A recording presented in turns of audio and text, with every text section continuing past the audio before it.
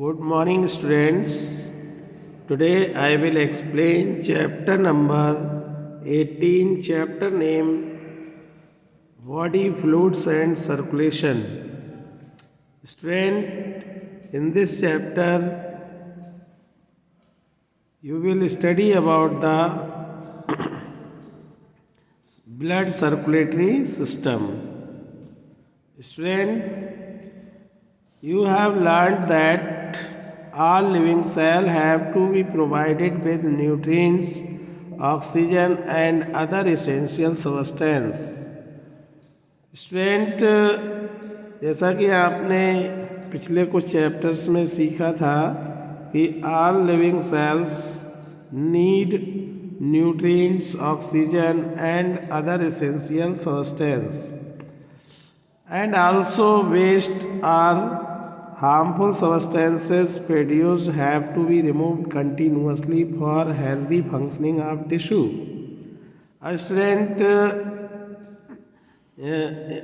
as you know that some harmful waste product also formed inside the cell, and they need to remove from the body, so for healthy functioning of the tissue, so we require a transport system to transport the material, yet to transfer the material from one part to another, जैसे oxygen, nutrients, essential substance, waste product, इन सभी का एक part से दूसरे part तक transfer करना बहुत ज़रूरी होता है, जिससे कि सपोज़ कीजिए अगर बॉडी पार्ट्स को ऑक्सीजन की रिक्वायरमेंट है, न्यूट्रिएंट्स की है, तो हमें बॉडी पार्ट्स में पहुंचाना चाहिए, और बॉडी पार्ट्स से जो वेस्ट मटेरियल है वो दूसरे बॉडी पार्ट के पास पहुंचना चाहिए जहां पे उसका रिमूवल हो सके। जैसे लार्ज इंटेस्टाइन, स्मॉल इंटेस्टाइन और लार्ज इंटेस्टाइन से न्यूट्रिएंट्स जो एब्जॉर्ब होते हैं वो बॉडी पार्ट्स में ट्रांसफ़र किए जाते हैं, और स्ट्रेंथ ऑक्सीजन लंग्स से ट्रांसफ़र करके ऑल बॉडी पार्ट्स में पहुंचाई जाती है। इसी टाइप से जो इम्प्योर ब्लड है वो किडनी में जाता है, वहाँ पे इम्प्योरिटी रिमूव कराता है। तो इन दिस वे आप देख रहे हैं बॉडी के अंदर बहुत सारे मटेरियल इधर से उधर ट्रांसफ़र होते हैं। इसके लिए एक सिस्टम बॉडी के अंदर होना चाहिए जिससे कि ये मटेरियल जो है ईज़िली ट्रांसपोर्ट किए जा सकते हैं। तो इनके लिए स्टूडेंट एक सिस्टम होता है, that is called the blood circulatory system. तो स्टूडेंट देखिए, यहाँ पे हम बात करेंगे ट्रांसपोर्ट की। ट्रांसपोर्ट क्या होता है? The process of transferring the material from one part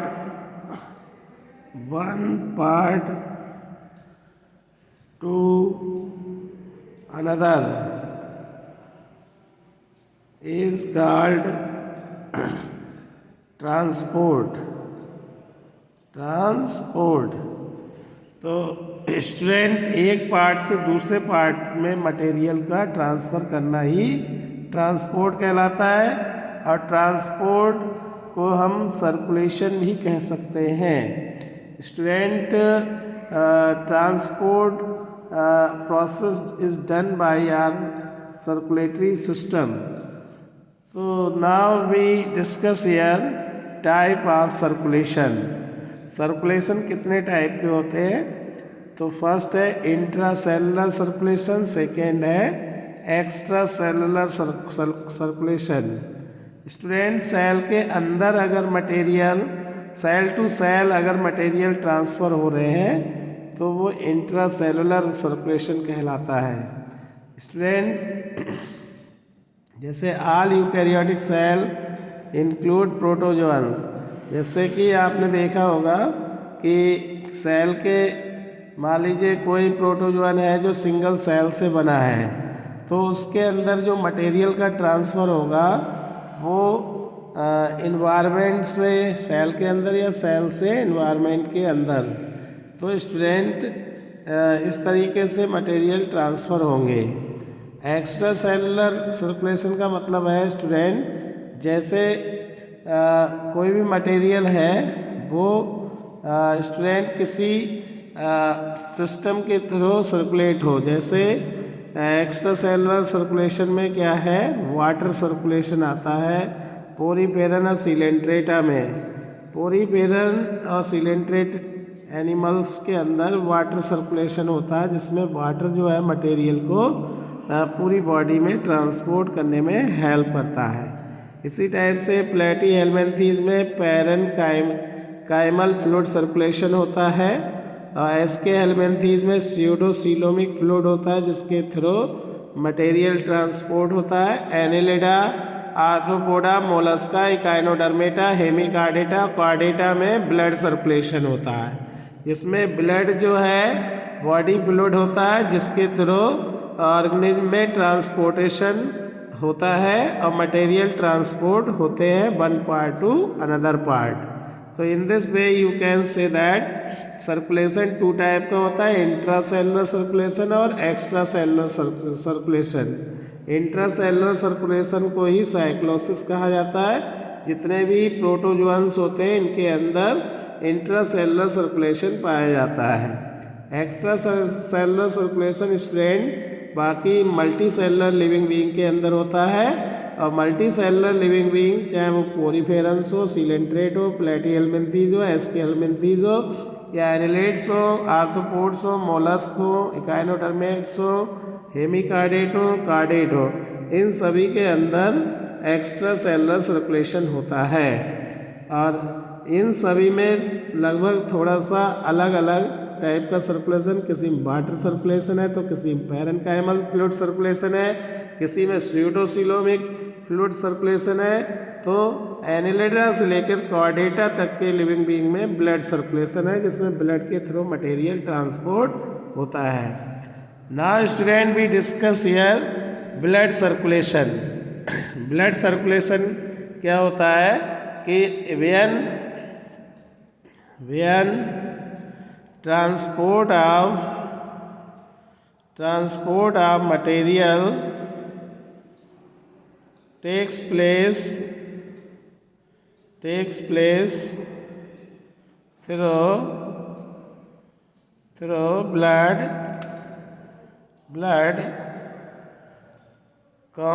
this circulation is called blood circulation। अब blood circulation student two type के होते हैं, ओपन सर्कुलेटरी सिस्टम और close circulatory system. Open circulatory system में स्टूडेंट क्या होता है, ब्लड हार्ट पंप करता है, फिर लार्ज वेसल में ये ब्लड जो है स्टूडेंट लार्ज वेसल्स में पास होता है और फिर वहाँ से ओपन स्पेस या बॉडी कैविटीज़ जिसे साइनसेस कहते हैं उसमें चला जाता है। तो स्टूडेंट यहाँ पे ओपन सर्कुलेटरी सिस्टम में ब्लड जो है हार्ट के द्वारा पंप होगा, फिर लार्ज वेसल्स में के थ्रू ये पास होकर के बॉडी कैविटीज़ या साइनसेस में पहुँच जाएगा। तो यहाँ पे ये नहीं कि ब्लड किसी ब्लड वेसल्स में लगातार फ्लो होगा, ऐसा नहीं होगा। जबकि क्लोज सर्कुलेटरी सिस्टम में ब्लड हार्ट के द्वारा पंप किया जाएगा, फिर ब्लड वेसल्स के थ्रू इसे सर्कुलेट किया जाएगा। ओपन सर्कुलेटरी सिस्टम में ब्लड जो है लो प्रेशर के साथ फ्लो होता है, जबकि क्लोज सर्कुलेटरी सिस्टम में हाई प्रेशर के साथ ब्लड फ्लो होता है। Student open circulatory system less efficient होता है, जबकि क्लोज सर्कुलेटरी सिस्टम बहुत ज़्यादा इफिशियंट होता है।